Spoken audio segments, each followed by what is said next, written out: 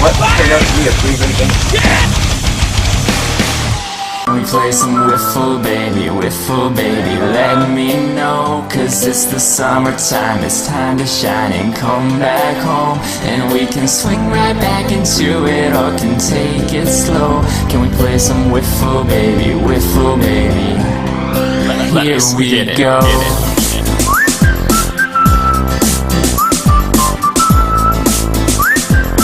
Now I'm about to rap about wiffle ball. Summertime and it's prime time, playing ball all day through the nighttime. I don't know about you, but it's my time. We can go. Hello folks, and welcome to Weekly Wiffs. I'm your host and commissioner, Tom Anderson. These Friday games are approaching, and then it's the All-Star break, so I'm here to present to you my top 3 moments from this past Sunday's games. Number 3 is Nick Hamlin's defense against the Raptors. He robbed a home run and made some pretty sweet catches along the way, and without these plays, the 51s easily could have lost this game. Non picked up a key strikeout in the last inning with the base loaded on Dan Anderson. Just all around for the 51s that game. It was great defense. And my number 2 moment is the Raptors defense. I mean, they played pretty damn well both games, and Dan Anderson pitched a gem in his books against the Lemurs, and pretty solid day all around. Mark Bruce had some pretty nice diving catches, and Raptors performed really well. But my number 1 moment is Jeremy Rabideau hitting a home run off of Adam Weldon. No one has really hit Weldon when Weldon's pitching full speed, and this kid hit one out. This is his first time playing Wiff. Pretty impressive. I mean, it's a sign of things to come for the Outlaws, hopefully, and he looks a huge asset for the team. But yeah, that's it for me. This Friday's games look really close. It should be very intense matchups all around, and that's it for me. I'm going to head over to Dan Anderson now, the Inside Scoop. Dan?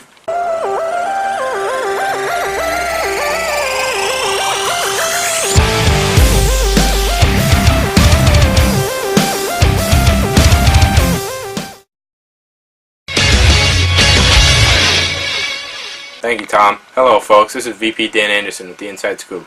Last week's games look like this. The Raptors faced off against the 51s. This was a close game throughout. The Raptors had the lead going into the last inning, but they could not hold it together long enough to pull the victory. The 51s beat the Raptors 10-9. At the same time, the Rivercats faced off against the Rattlers. The Rattlers dominated and had several home runs in this game. The Rivercats are having a dreadful season, and it appears that the injury that Eric Anderson sustained last week is still affecting his playing ability, as he got shelled on the mound. The Rattlers take the 21-6 victory. Next, the Rivercats faced off against the 51s. Veteran southpaw Joe Posk battled against veteran Nick Hamlin and rookie Andrew Nahn on the mound. The Rivercats were able to score 14 runs against the 51s pitching, but their efforts were not enough.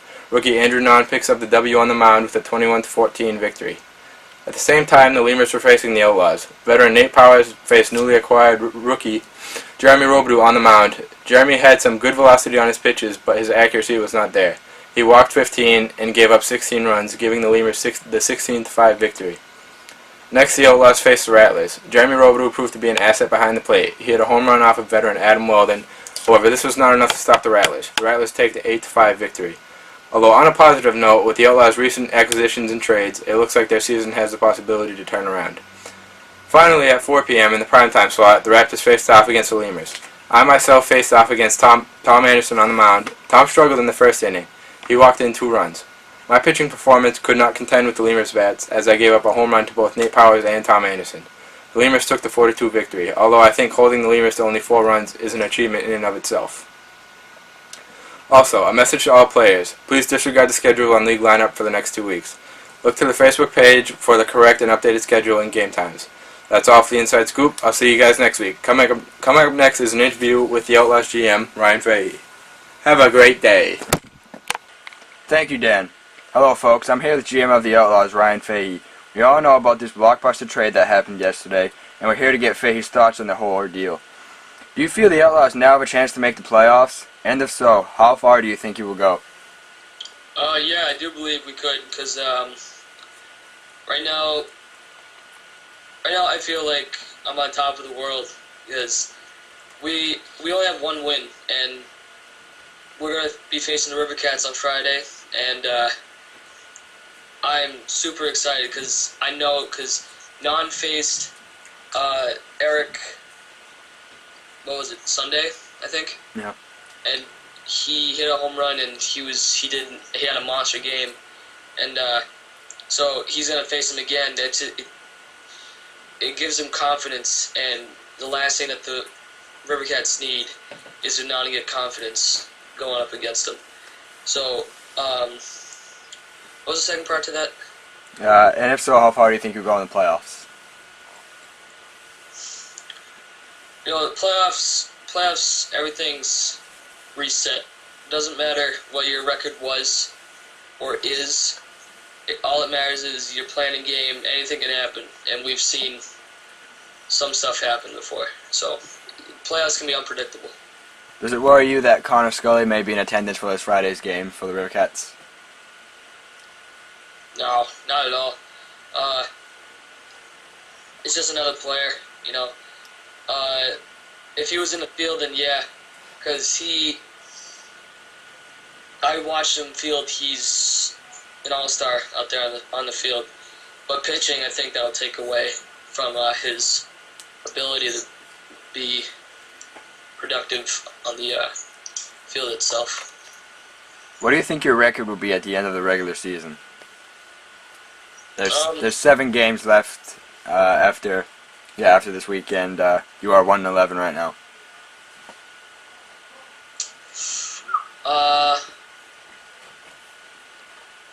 My goal is to win at least 6. So that's our number, and if we hit that number, we're probably gonna make playoffs. Yeah. So It's a good number. What seed do you think you will enter the playoffs at if you do get those 6 wins?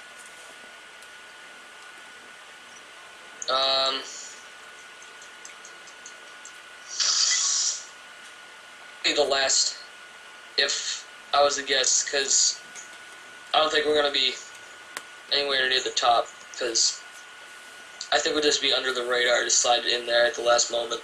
So, Do you have a Cinderella story in store for the rest of the league? of course, you know, I brought in my friend Jeremy, who you all saw it. He had a home run off of Weldon, and Weldon threw his best at him, and he still hit one out. And so he's exciting. He's an exciting factor. Non, again, this is really, it's non. It can't really explain it better than that. Boss, I need some speed. He has quickness. He just needs to develop his hitting ability a little bit more, in my point of view. And Bijan, can't go wrong. I mean, the kid, hilarious. You know, he gives morale to the team. I think that's what he gave to the 51s too. Who do you feel got the better end of this blockbuster trade? In all seriousness, I don't think either of us got the better end of it. I think it was a straight down the middle deal. Hamlin did get picks, but you know, I got players that I desperately needed. I was in the hole. I'm still in the hole real bad, and I needed something to boost the team, and this is definitely one of them. Who do you feel is the ace of your team after this trade? What's Non's record? Do you know? Not offhand, I don't know. But Uh-oh. he's picked up some key W's. This past weekend he picked up 2 W's, both of the games. Well, it's hard to say. You just had a good start yourself last Sunday, so. Yeah, but one good start doesn't make up for, Jesus, I don't know, a handful of losses. As of right now, I'm saying Non, because he has more wins than I do. I have my moments, but he's been more consistent on the mound. So, Will the new rookie Jeremy on your team that you added get some pitching action this year, or is that one start going to be it? I mean, it all depends. I mean, he had a solid outing for his first time, and I'm sure you can agree with that. We faced you guys, and he did okay. Yeah, he did have some velocity on his pitches. It's just the first time he had to work on his accuracy. Yeah. It just has to come down to, like, say if I'm pitching and or Non's pitching, he's getting shattered. I don't want to come in and ruin my next start, so he'll come in and pitch. Oh, he'll be one of those, like, he'll be a reliever, I guess. What prompted you to trade the very committed Jake DeLeo? Well, I realize that Jake is a great football player. There's no doubt about it. But the only way this trade was going to happen was if Nick got DeLeo. If he didn't get DeLeo, this trade wouldn't have happened, and I needed this trade, and you know, I needed it, you know, and this is the only way it was going to happen. What roles are you planning on having Bijan and Boss play on your team? Bijan, he will be I'm just probably going to use him for hitting. You know, he has 2 home runs, more than me, so you can feel that's working out right now. But yeah, Bijan's probably I'm gonna use him for hitting. Boss, if I'm short some players, he'll probably play in the field because I know he has speed. Well, he has speed. It's like a medium, but it's still fast. So Bijan hitting, Boss fielding and hitting too. So yeah, all right. This is not a lost season for the Outlaws. Do you have what it takes to turn your season around? I just did. I got these players that I needed.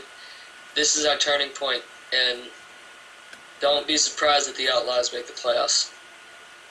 Who was the ace and number 2 pitcher on the Outlaws organization? You said Non was the ace, but will you take over as number 2, or are you going to give... Well, we kind of talked about this earlier, but if you're going to on your game, is Jeremy going to get a start here and there, or... Oh yeah, of course.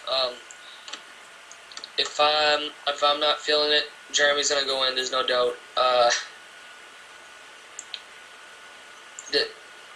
That's all I got on that one.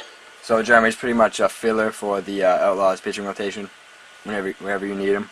He's pretty versatile in the field as well. So. All right. Well, thank you, Ryan, for your time, and we wish you luck on the remainder of your season. We will now head over to Across the League.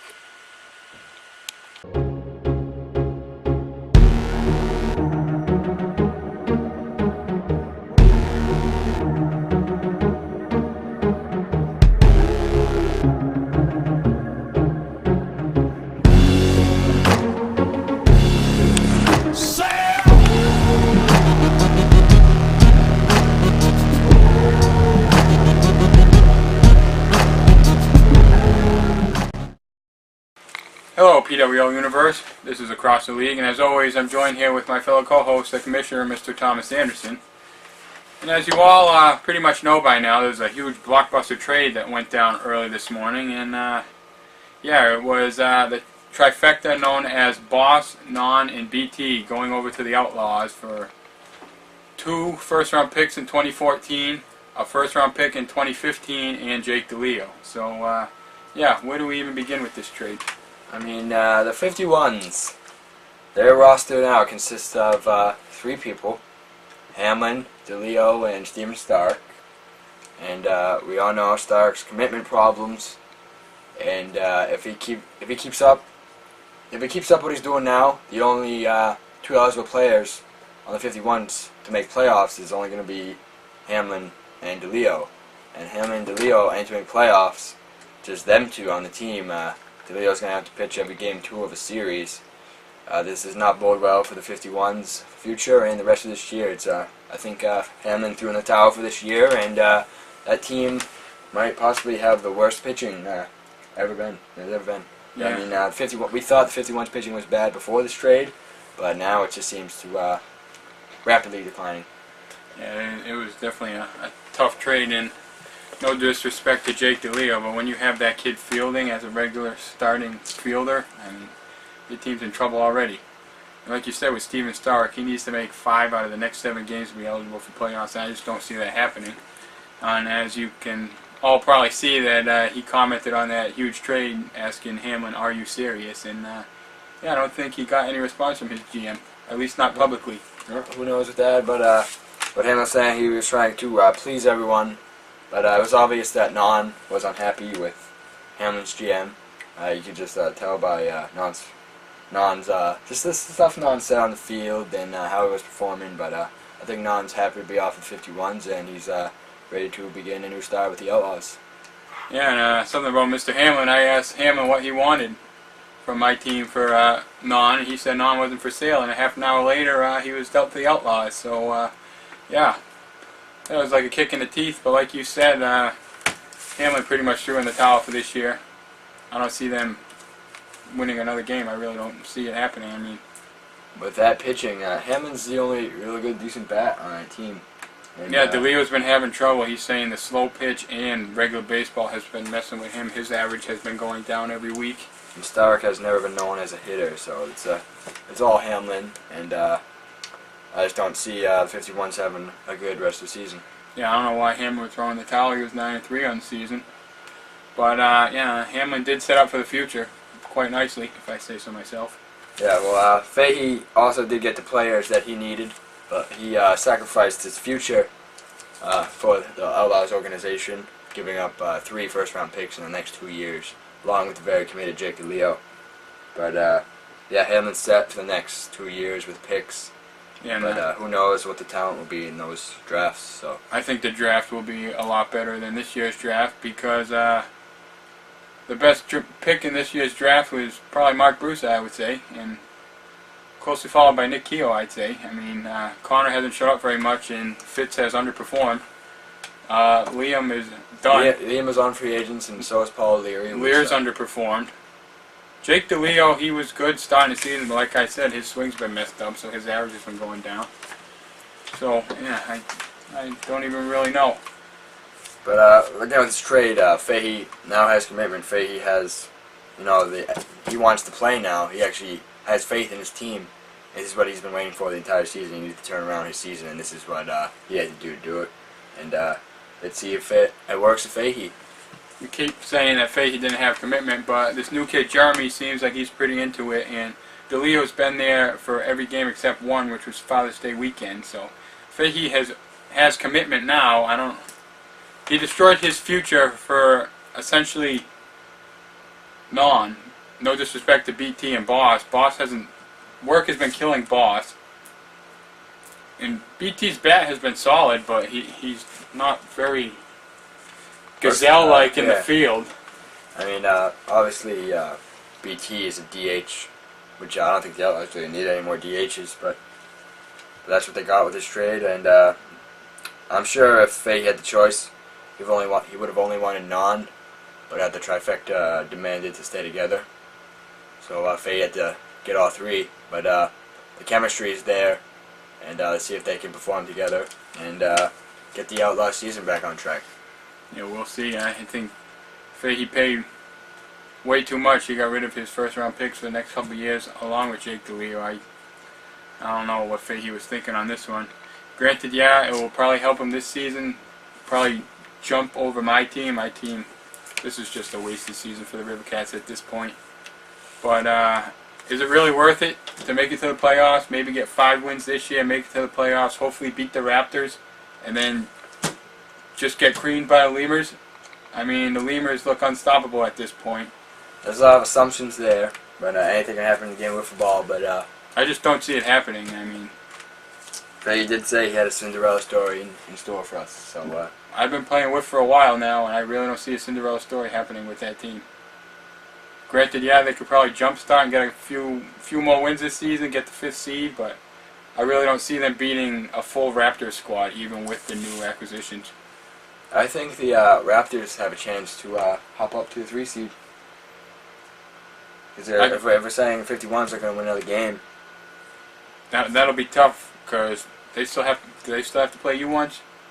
Raptors, yeah. Yeah, and they still have to play the Rattlers 2 or 3 times. So I don't. 2. Yeah. I believe it's 2. The Raptors are only at 4 wins, and the 51s have 9. So they got to win. They got to win out the rest of the season. Yeah, that's going to be hard to do. Not saying it's impossible, but highly unlikely. That's pretty much all I can say on that one. I mean, we'll see. He is happy now with his team. This is the happiest he's been this entire season. Feels like his team has a chance to win now, and he's ready to play. He's more pumped than he's ever been. I'm just curious to see what Fahey will say if the River Cats actually do end up beating them this Friday. I have Connor coming, but this Friday's games looking pretty damn good. I mean, they're huge games and Every game is huge. But yeah, first game, Outlaws versus River Cats. The two dumpster teams of this season.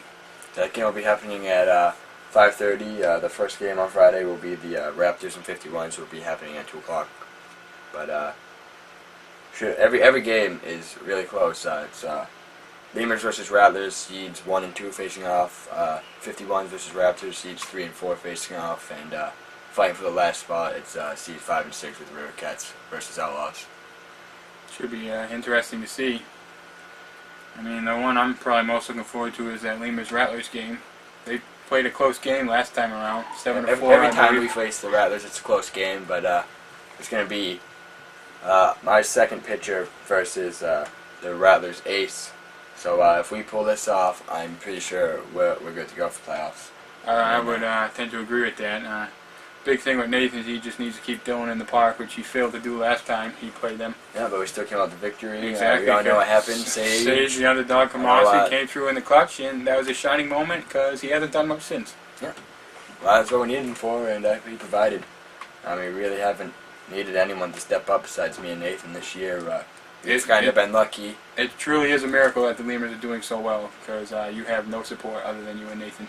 Keyshawn has the worst batting average in the league, if I'm not mistaken. And Sage, like I said, he did well beginning of the season. He's starting to come back to form.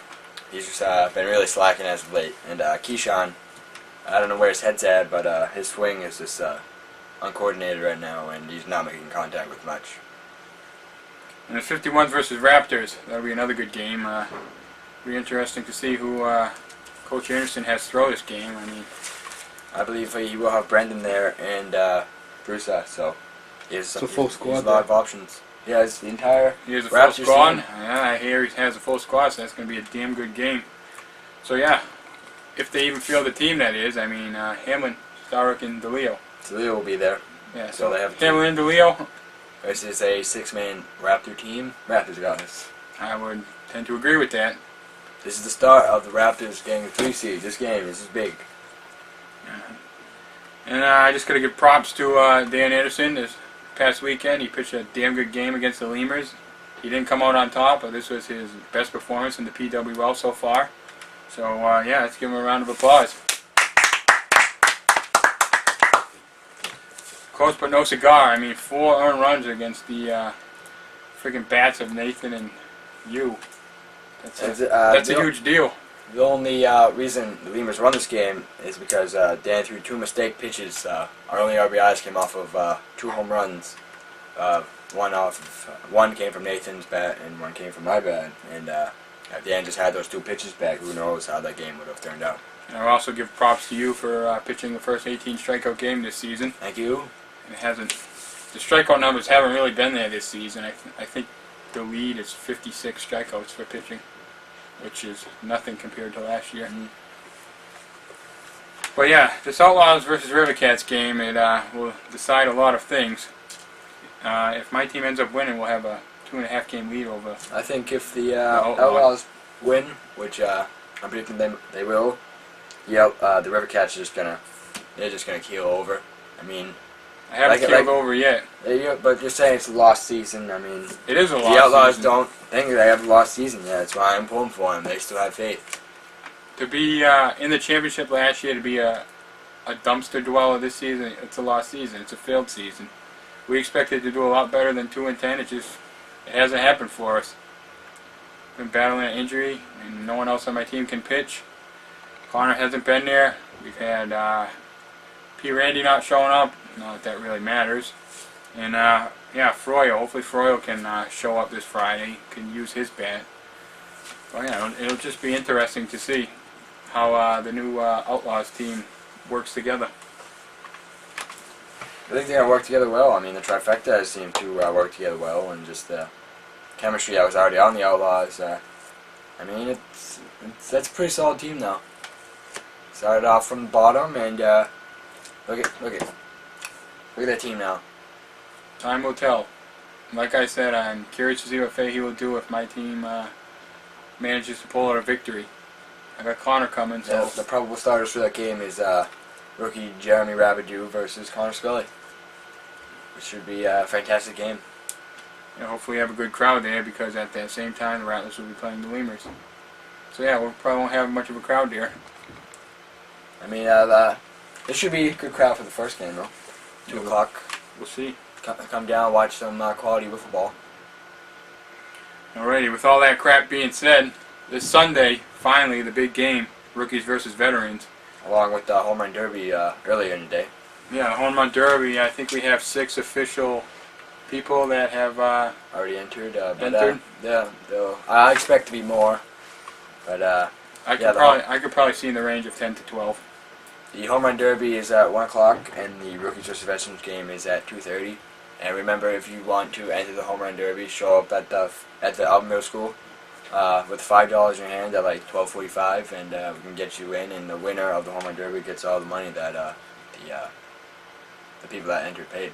So, like Commissioner Anderson said, please get there early so we can just get right into the thick of things instead of waiting there for everyone. It's a big thing. We've been playing Wiff from 1 to 7 these last couple of weekends. And yeah, that's pretty much all I have to say on that one. But this rookies versus veterans game, who do you think has the upper edge? It looks pretty even. I mean, rookies, they have a lot of talent, but I think the rookies lack, and the veterans have experience, and experience overcomes all. So veterans. Well, with that being said, even though they haven't had experience in this league, they've been playing with for a while, that rookie team. Brendan, D'Angelo, Non, Boss, and BT, they've been playing with since as long as I have, 2009. So Totally different league though, and they haven't. This is and true. Some of the rookies haven't been succeeding in this league as they are in other leagues. So. this is true. And like we said, everyone has to pitch an inning, so it'll be interesting to see how the teams throw. John getting some work, Boss getting some work. Yeah, I think we definitely have the edge in pitching. Yeah, we definitely do, but it's going to be a 7-7 game, 9-inning game. It should be a really fun time, and like I said in last week's episode, the winner of this game gets, the MVP of this game, my mistake, the MVP of this game will get a trophy on the spot. And that trophy looks pretty snazzy, I gotta say. Yeah, it should be here, tomorrow? Yes, sir. Yeah, he put in the order yesterday, so good to see that bad boy on Sunday. But this home run derby, it's 5 outs. I'm not mistaken. We each get 5 outs. No, it's 10 outs, 3 rounds, 10 outs. Really, 10 outs with 12 people? Yes. Okay. I just wasn't sure because I'm not mistaken. We did 5 outs last We year. did 10 outs last year.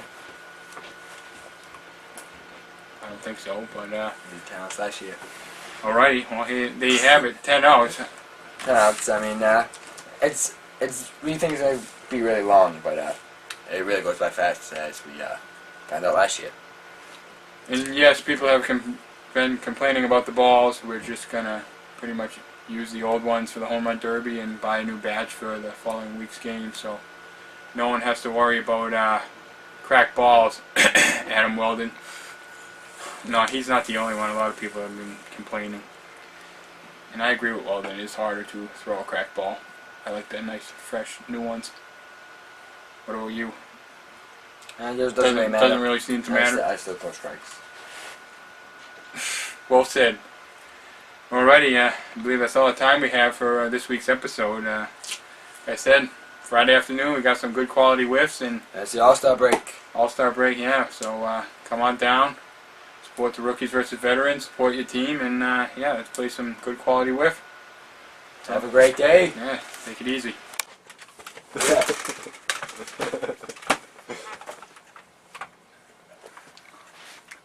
I hope you enjoyed this episode, folks.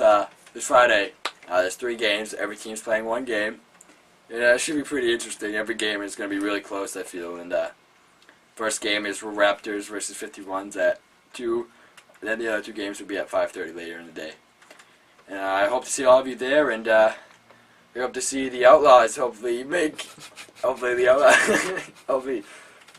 Outlaws make a late season surge, and it all starts here. And anything could happen in the game of football, and I'll see you all on Friday. Have a great day. I'm Tom Anderson signing off. See you later.